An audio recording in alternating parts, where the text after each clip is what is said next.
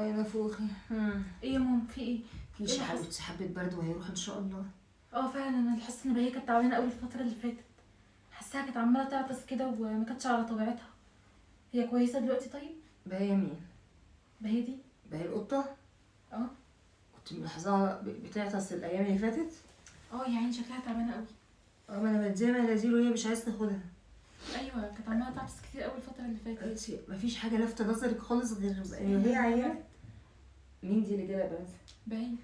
انتي مش واخدة بالك؟ انتي مش واخدة بالك مننا؟ انتي واخدة بالك من عليكي وعلى جنبك؟